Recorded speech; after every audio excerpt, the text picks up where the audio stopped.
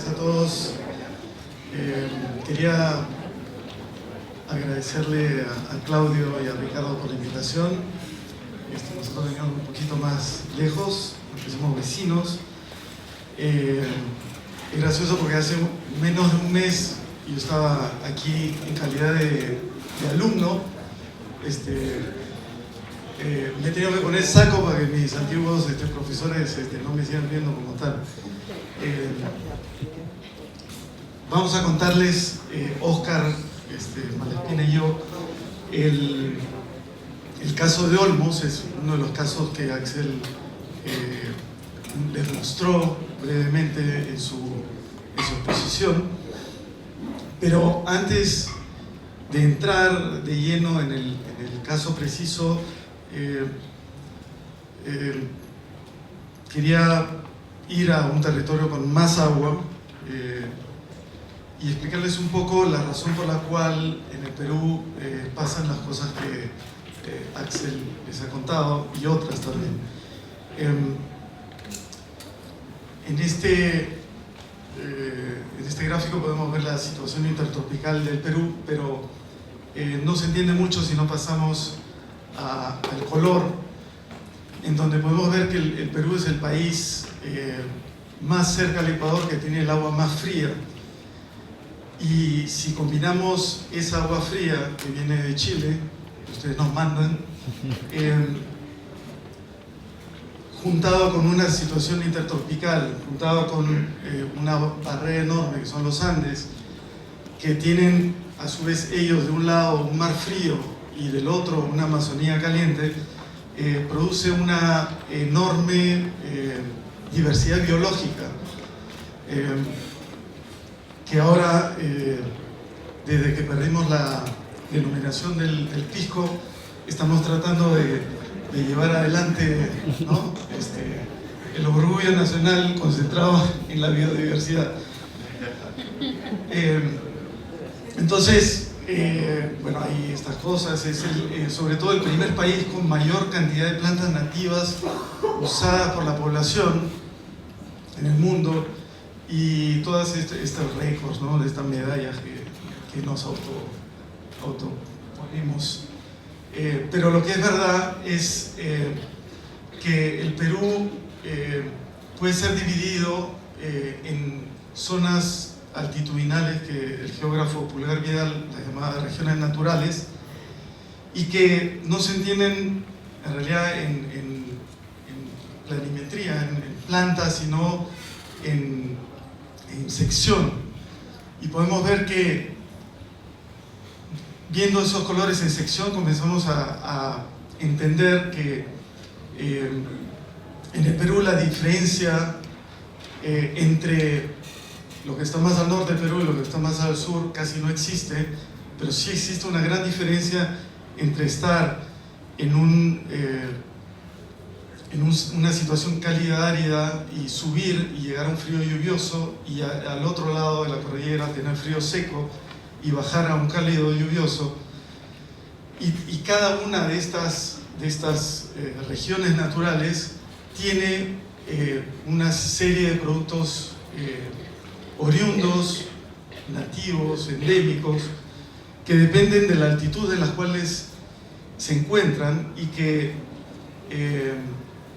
el hombre aprovechó estas enormes dificultades de un paisaje y un territorio totalmente vertical y transversal para convertirlos en oportunidades y en potencialidades, construyendo, realmente domesticando el agua y construyendo un nuevo territorio, un nuevo paisaje.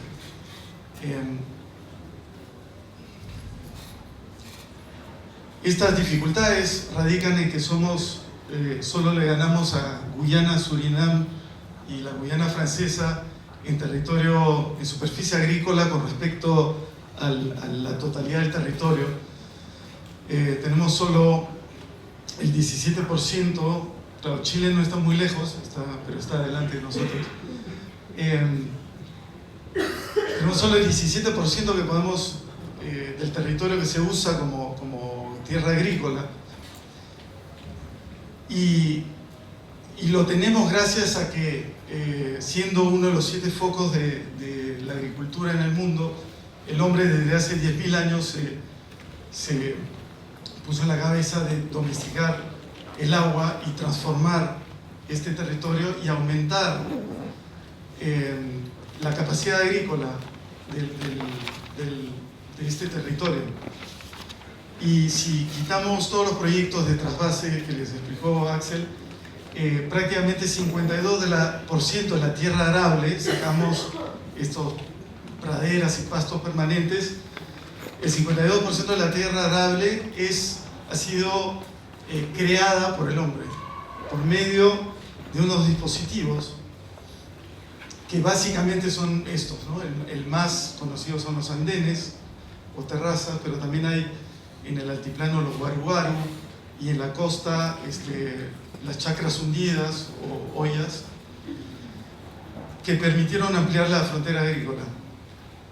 Y no son los únicos, hay el genérico que son los andenes, todos tienen que ver con el agua, los de grandes alturas en donde el agua está pensada como un sistema para evitar las heladas, para que los cultivos en la puna no se congelen, pero también muchísimos en el desierto, como las lomas, usando la neblina, los puquios, usando las napas freáticas, igual las chacras hundidas, y los sistemas de canales en los valles, que es lo que vamos un poco a mostrarles. Esto lo vienen haciendo los hombres de los Andes centrales desde hace mucho tiempo, y hay varios tipos, desde los acueductos. Este es un acueducto Huari que fue roto por los incas. Este es un acueducto inca. Este es un canal que es mucho más chiquito que el de China, pero que fue hecho 3.000 años antes, en el 1500 a.C. Es el primer canal de trasvase de los Andes, que llevaba el agua al revés de lo que se lleva ahora.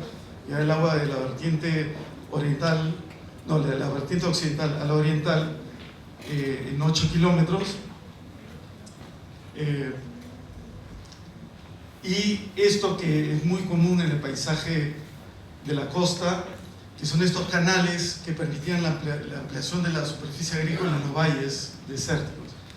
Estos canales fueron construidos por las culturas pre-incas, por los incas también, y fueron simplemente tomados por los españoles, utilizados, y son todavía utilizados hoy en día. Este es Lima, el Valle de Lima, en donde se ven el sistema de canales que corren a los dos lados del valle. Y en el norte, los campeones de los canales eran una gente que vivía en el norte, que es los moches, y los chimú luego, que desarrollaron el sistema más sofisticado de canalización y de ampliación de la frontera agrícola, porque no solamente ampliaban, hacían canales a lo largo, al lado sur y al lado norte de los valles para ampliar esta frontera, sino que también entre valles hay grandes extensiones de desierto, comenzaron a construir canales entre los valles, de trasvase entre valles. Como este de aquí, que es la cumbre de 90 kilómetros, que llevaba el agua de uno de los valles hacia el otro. Podemos ver la dimensión de estos canales. Y este es del siglo V después de Cristo. Lo que permitió que estas culturas se desarrollasen y tuviesen un excedente enorme, que pudiesen construir estas ciudades, que pudiesen construir estos templos, y que incluso se diesen el lujo de tener jardines. Pero no toda la historia siempre es bonito. No todo es positivo, no eran genios, entonces estas culturas sufrieron mucho con los repetidos fenómenos del Niño y se cree que fue una de las razones por las cuales desaparecieron tanto la cultura moche como la chimú, y cuando llegan los incas a este territorio encuentran este paisaje. Algunos de los canales son reutilizados, pero nada se hace a partir de esa fecha hasta el siglo XX. Entonces, 13 siglos después, en esta zona se hace uno de los primeros, o se piensa uno de los primeros proyectos de trasvase, que es el de Olmos, en donde se anunciaba, sobre todo, bueno, ahí no son muchas, son 43.500 hectáreas en total, pero en riego tecnificado lo que genera un aumento del 10 al 15% de, por ejemplo, de la producción hortícola nacional, que es enorme, ¿no? No tenemos casi superficie de cultivo, pero por eso esto ya es enorme. Y como estamos en pleno boom económico y que hay pleno empleo en la zona, se tiene que construir una ciudad para traer a gente de otras regiones para que pueda trabajar esas tierras. Una ciudad de 75.000 habitantes. Este es el proyecto, esto ya se lo presentó Axel, en el sentido de que el río es embalsado, la vertiente atlántica, hay el túnel trasandino que lo lleva a la vertiente pacífica, se aprovecha para generar electricidad y luego llega a las tierras de riego. Este es el embalse del Limón, el túnel. Dicen que es el túnel más profundo, que más tierra encima. Algo tenemos, ¿no? Algo tenemos que... y es el túnel, los canales cuando llegan al desierto. Estos canales están en construcción actualmente.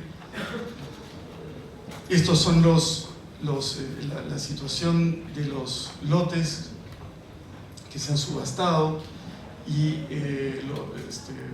las autoridades decretaron de que en esta manchita roja iba a ser construida una ciudad. Primero habían 4, terminaron diciendo que tenía que haber una, la Panamericana. Y eso algunos arquitectos lo tomamos como una oportunidad para reflexionar en algo que en el Perú siempre ha sido del dominio de los ingenieros. Y nosotros no tenemos paisajistas, estamos súper atrasados en eso, pero nos dijimos, bueno, ¿qué hacemos? O sea, vamos a tratar de imaginarnos esta ciudad, porque es una oportunidad increíble después de 13 siglos donde no se ha hecho absolutamente nada. Y entonces nos pusimos a pensar cuál sería una nueva ciudad moche, ¿no? En este paisaje tan increíble, que este es el bosque seco, conformado por algarrobos, y esto que ven acá no son cerros, sí, pero estos dos no son cerros, sino son pirámides. Y esas ciudades que construían, los mexicanos dicen que nos copiamos de ellos, pero bueno, más o menos, tiene la particularidad que debajo de los árboles no hay verde, pues tampoco hay agua, ¿no? El agua está mucho más abajo, y crean estos bosques secos con estos algarrobos, de los cuales Oscar le va a explicar mejor. Y se trataba de imaginar una ciudad en este paisaje, ¿no? Este bosque que les mostré antes, hoy día es mucho más ralo. La visión del bosque en el sitio donde se construía la ciudad. y el título, digamos, el tema de la Bienal era Common Ground.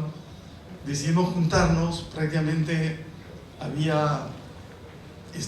estaba Enrique Bonilla de curador, pero en realidad había una curaduría colectiva, una construcción colectiva del tema, y 20 estudios de arquitectos de toda índole, desde lo más comercial, lo más intelectual, lo más practicantes, los menos practicantes, los más flojos y los más trabajadores, nos juntamos y en 20 workshops que se hicieron en Lima, imaginamos cómo podríamos habitar ese territorio y cómo podríamos hacer, si no una ciudad, por lo menos imaginarnos pedazos de ciudad. Cada estudio hizo una propuesta y nos pusimos como límite que el modo de expresión tenía que ser como el de los antiguos peruanos, que hacían unos ceramios que representaban el paisaje. Y entonces hicimos el intento, por supuesto, a pesar de que llamamos a un ceramista muy conocido, no se puede comparar, ¿no? Parecíamos mancos, pero bueno, hicimos el intento y hicimos también como una especie de cadáver exquisito de ciudad, en donde cada estudio planteó un modo de asentarse en este territorio. Esto fue más que nada una llamada de atención, una voluntad de decir que los arquitectos podíamos participar en este proceso en donde no hay arquitectos y podíamos decir algo. Este es el pabellón del Perú en la Bienal, y tuvimos la suerte y tenemos la suerte ahora de tener a Oscar, que tomó esta llamada de atención y la desarrolló en un posgrado, en una maestría que he hecho en el GSD de Harvard, y lo dejo con él para que le siga explicando. Lo primero que hice fue redibujar el plano, no a la escala del proyecto necesariamente en ese momento con las 4 ciudades iniciales, sino empezar a dibujar el plano en función a todos los proyectos, represas, canalizaciones, ciudades, infraestructura, aeropuertos, puertos. De esto hablaré después, que es un producto del fenómeno del Niño, pero digamos, situar ya un proyecto bastante grande que era del tamaño de Lima. O sea, imagínense, esto es el tamaño de Lima, era un radio de 200 kilómetros por 200 kilómetros, era un poco bastante ambicioso dibujar. Sin embargo, esto me ayudó a entender realmente la escala y la dimensión de la complejidad del problema. Esto es un poco un zoom in, ¿no? El túnel que ya explicó Axel y Jean-Pierre, las represas que llevan en el camino, sumado a otras represas que también están proyectadas de construir no a escala de gobierno central, sino a escala de gobierno regional, ¿no? Que también era otro tipo de complejidad en cómo se administra los recursos y la infraestructura en función al gobierno central, regional y provincial. Finalmente, como dijo Jean-Pierre, se decidió ir por esta opción, y una ciudad de 75.000 habitantes. Entonces, este proyecto es un proyecto que está súper polarizado en Perú. Están los que están a favor y los que están en contra. Y yo partía, digamos, en una crítica un poco intuitiva en que el proyecto lo que tenía era un problema de visión, tenía hipermetropía, ¿no? Que el territorio era súper complejo y la dificultad que tenía el proyecto era de ver de cerca, no ver de lejos, ¿no? Entonces, básicamente era empezar a analizar el proyecto para ver cuáles son las complejidades locales y cómo se puede, desde el diseño, desde el paisaje, desde la arquitectura, desde el urbanismo, abordarlo. Hice una línea del tiempo también, porque este es un proyecto que no es solo del 2004, donde realmente se empezó a ejecutar agresivamente por una empresa brasileña, sino que tenía 85 años de historia, y un proyecto incluso distante, no solo en el espacio sino en el tiempo. En 1924, un ingeniero, Charles Sutton, llegó y prácticamente hizo todos los grandes proyectos de irrigación que se han hecho en el Perú, los diseñó él. Y 85 años después estamos ejecutando casi, digamos, fielmente un proyecto que tiene 85 años de historia, sin necesidad de que se hayan actualizado otro tipo de agendas a escala territorial, ¿no? Y acá ven, bueno, en la línea del tiempo, otros grandes proyectos de infraestructura. Y en verdad la represa es mucho más pequeña que lo que se ha hecho antes en el país, solo que la escala del trasvase es mucho mayor, ¿no? Y otra de las críticas, digamos, de las que partía, era que tenía una aproximación bastante reduccionista y muy de operación, en donde, este corte ya lo han visto, ¿no? Pero básicamente se decía fuente de recurso, que es el agua, energía y agricultura, ¿no? Esa era básicamente la forma en cómo se contaba el proyecto. Este es un plano, digamos, redibujado, pero básicamente igual, sacado de la página web, donde ni siquiera se muestra los Andes, no se muestra todo el río, sino solo las porciones que son importantes para contar el proyecto. Y esto de aquí es el plan de ordenamiento de zonificación ecológica económica que se hizo en la región, donde analizan todos los sistemas ecológicos de esta zona, pero justamente uno puede ver que está la huella del proyecto, ¿no? Es dominante en el ordenamiento territorial de la zona porque justo se hizo a raíz de esto. Entonces, el proyecto de irrigación de Olmos representa la visión dominante de la región y es un poco lo que decía Axel. Estos proyectos no solo son de irrigación, sino son de desarrollo regional y tienen que entenderse como tal y tienen que ponerse a pensar en agendas locales o tratar de compatibilizar, ¿no? Y de despolarizar un poco este discurso, que fue lo que traté de hacer, digamos, a manera también de provocación. Entonces esto era de alguna manera la diagramación de cómo se estaba operando. Está la tierra, el suelo, que es como un recurso donde va a llegar gente, va a vivir aquí, el agua la traen del otro lado, ¿no? Se genera electricidad y lo que interesa, digamos, es exportar básicamente. Entonces inmigrantes, agua y suelo eran vistos como recursos. Y esto planteaba básicamente tres problemas, que era un modelo de urbanización estático y no competitivo, exclusión económica y social, y el aumento de la vulnerabilidad ecológica. El primero, como modelo de urbanización estático y no competitivo, para esto tomé un precedente que se hizo en el 80, otro de proyecto de Sutton, al sur de Perú, en Arequipa, donde pueden ver aquí un área muy parecida de irrigación, donde aquí está, digamos, los asentamientos que se hicieron hace 30 años. Entonces empecé a estudiar cómo estos asentamientos urbanos habían evolucionado en el tiempo y qué se podía realmente aprender de estos asentamientos para no cometer los mismos errores en el proyecto de Olmos. El primero era que la ciudad era económicamente dependiente porque la ciudad no se convertía en un espacio de producción, sino solo en un espacio de consumo. Y justamente una de las grandes, digamos, críticas que yo hacía en la hipótesis era que el error era llamarlos ciudades el primer día de su concepción, porque al comienzo era más una urbanización que tenía que empezar a consolidarse y a generar sus propias economías.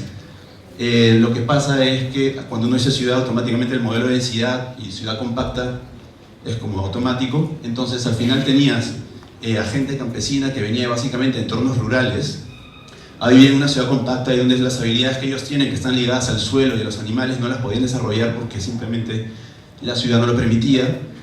Y lo que sucedió en el caso del Maje fue que toda la gente que trabajaba en el proyecto agrícola más grande terminó haciendo bodeguitas, tiendas en la parte delantera de su casa, pero al final tenías una calle llena de bodegas. Entonces, digamos, todo el mundo seguía el mismo modelo de comercio y no generaba mucho más, ¿no? La otra es esto, que también no generaba identidad local o comunidad porque es básicamente una ciudad inmigrante, no hay una cultura dominante local. Y eso se evidenciaba, por ejemplo, en que el 82% de los negocios todos eran individuales, ¿no? En el caso de Majes, en Arequipa. Solo había 7% de manufactura, ¿no? 72% de comercio terciario, en fin, indicadores solo para aprender. Y otro de los grandes problemas era, si bien tenía un horizonte de crecimiento a 30 años, se empezó haciendo un centro, ¿no? Y pensando que se iba a expandir hacia la periferia, pero como ha sucedido en Perú, en Lima, en un lugar tan remoto donde no existe una presencia del Estado que pueda cuidar el vacío, terminó básicamente invadiéndose. Y lo que ven aquí es la primera etapa, la segunda y la tercera, y básicamente ha sido presa de la especulación inmobiliaria informal, ¿no? Entonces, planteaba retos de cómo, haciendo una ciudad el primer día, se puede, digamos, de alguna manera cuidar su correcto crecimiento y expansión en el tiempo. En exclusión económica y social, esto fue interesante porque se hizo una expropiación de terrenos de una comunidad agrícola que tenía años en la zona para volverlo a hacer, a redibujar. Pero al final sí, la subasta fue pública, pero el lote más pequeño tenía 250 hectáreas y no era el lote más común, sino que el lote común, el 60% de las parcelas tenía 1000 hectáreas y valía 4.25 millones de dólares. Entonces, obviamente, si bien todo el mundo podía participar de la subasta, solo algunos podían pagar. Y entonces las 38.000 hectáreas y todos los lotes que habían fueron básicamente comprados por 11 empresas. Entonces los pequeños y medianos inversionistas fueron automáticamente excluidos de esa subasta. El modelo era orientado a un comercio global, que en el caso de Perú tampoco es una excepción. La crisis de alimentos, food security y todo este tipo de cosas está promoviendo una carrera global por tierras agrícolas en las cuales ni siquiera Perú es partícipe, sino que lo que está pasando en el África subsahariana, sudeste asiático, con países mucho más poderosos como Arabia Saudita, China, Corea del Sur, digamos, es realmente en estos lugares es mucho más dramático lo que está pasando en Perú. Y en el caso de la vulnerabilidad ecológica, ya lo explicó Axel, pero aquí, esto es una diagramación, una representación gráfica de lo que sucedía. Lo que ven aquí, que no se ve tan bien, pero es la cuenca del Huancabamba, ¿no? Por ahí pasa el río, y lo que se hacía era ponerle la represa acá, hacer el túnel, y que llegue hasta esta zona, ¿no? Acá está el proyecto, y esta era la huella original con las 110.000 hectáreas que se pensaban construir. Sin embargo, ¿cuáles eran los problemas geopolíticos? Cuando uno superpone eso con los gobiernos regionales, aquí está Piura, esto es Lambayeque y esto es Cajamarca, ya que pueden ver que la cabecera de la cuenca le pertenece a Piura, el agua la sacaron de Cajamarca y en verdad Lambayeque no tiene mucha agua de esa cuenca, pero es un bypass, ¿no? La puenteó. Entonces los piuranos dijeron, nosotros también queremos esa agua, y lo que ellos hicieron fue hacerles un bypass a los otros. Entonces hicieron 2 canales y dijeron, también nosotros queremos nuestro proyecto agrícola, con lo cual le quitaron la mitad del agua y por eso el proyecto tuvo que reducirse. Entonces, en el análisis leí el estudio de impacto ambiental y traté de representarlo gráficamente para poder entenderlo mejor, y eso es realmente lo que pasa. De alrededor de un caudal de 600 metros cúbicos por segundo que tiene el río, la mitad, casi todas estas cosas azules son represas. La mitad se iba para este, la mitad se iba para este, y esto es lo que le quedaba al río después del proyecto de infraestructura, ¿no? Queda realmente dramático, es 1.3 metros cúbicos por segundo, al cual le llaman caudal ecológico. Me imagino que es de sobrevivencia.